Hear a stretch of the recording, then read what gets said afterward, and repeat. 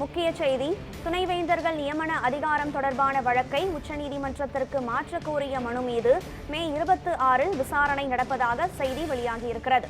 இதுகுறித்த கூடுதல் விவரங்களுடன் இணைகிறார் நமது செய்தியாளர் டார்வின். டார்வின், வணக்கம். இது குறித்த முழு விவரம் என்ன? பதிவு செய்யுங்கள்.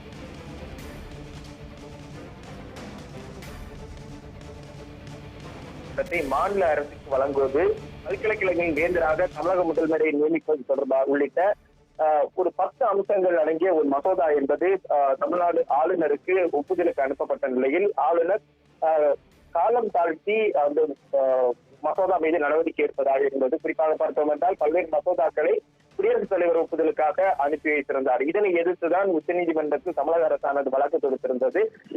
தொடர்ச்சியாக தமிழக சட்டமன்றத்தில் இயற்றப்படும் மசோதாக்களுக்கு ஆளுநர் ஒப்புதல் அளிப்பதில்லை என்ற குற்றச்சாட்டை வைத்து வழக்கானது தொடுக்கப்பட்டது. இந்த வழக்கை விசாரித்த உச்சநீதிமன்றமானது தமிழ்நாடு அரசு இயற்றி ஆளுநருக்கு அனுப்பிய அந்த மசோதாக்களுக்கு ஒப்புதல் வழங்கி அதை சட்டமாக்குவதற்கான ஒரு உத்தரவை தன்னுடைய தனிப்பட்ட அதிகாரமான 142 பயன்படுத்தி ஒரு தீர்ப்பாக பிறப்பித்திருந்தது. இந்நிலையில் இந்த மசோதாக்கள் அனைத்தும் சட்டமாக அமலுக்கு வரக்கூடிய நிலையில் அது தொடர்பான அறிவிப்பை தமிழ்நாடு அரசு அரசிதழில் வெளியிட்டிருந்தது. இதனை எதிர்த்துதான்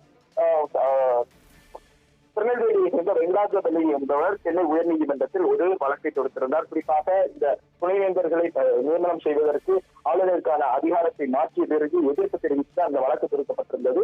இந்த வழக்கை விசாரித்த சென்னை உயர்நீதிமன்றமானது ஒரு இடைக்கால தடை உத்தரவை பிறப்பித்து ஒரு உத்தரவை பிறப்பித்திருந்தது. அதே வேளையில் உச்சநீதிமன்றத்தில் தமிழக அரசானது ஒரு டிரான்ஸ்பர் பெட்டிஷன் என்று சொல்லக்கூடிய அந்த வழக்கை உச்சநீதிமன்றத்திற்கு மாற்றுவதற்கான ஒரு உத்தரவை ஒரு மனுவை தாக்கல் செய்திருந்தார்கள். குறிப்பாக ஏற்கனவே ஆளுநருக்கு எதிரான வழக்கு உச்சநீதிமன்றத்தில் இருந்த போதே யுஜிசி சட்ட விதிகள் மற்றும் துணைவேந்தர்கள் நியமனம் தொடர்பான விவகாரத்தில் உச்சநீதிமன்றத்தில் தமிழக அரசானது ஒரு இடையீட்டு மனுவை தாக்கல் செய்திருந்தது. அந்த மனுவானது தனியாக பிரித்தெடுக்கப்பட்டு பின்னர் பல்வேறு மாநிலங்கள் இது போன்று தாக்கல் செய்திருக்கக்கூடிய மனுவுடன் விசாரிக்கப்படும் என்று உச்சநீதிமன்றம் தெரிவித்திருந்த நிலையில் தான் சென்னை உயர்நீதிமன்றத்தினுடைய உத்தரவு என்பது ஒரு பரபரப்பை கிளப்பியிருந்தது. இந்நிலையில் தான் தமிழக அரசானது உச்சநீதிமன்றத்தில் தாக்கல் செய்திருக்கக்கூடிய அந்த டிரான்ஸ்பர் பெட்டிஷன் என்பது 26ஆம் தேதி விசாரணைக்கு வருவதாக தற்போது அறிவிக்கப்பட்டிருக்கிறது. நீதிபதி சூரியகாந்த் மற்றும் சிதாங்கர் தத்தா ஆகியோர் அடங்கிய அமர்வு இந்த தமிழக அரசு தொடர்புடைய அந்த டிரான்ஸ்பர் பெட்டிஷன் விசாரணைக்கு வர இருக்கிறது குறிப்பிடத்தக்கது.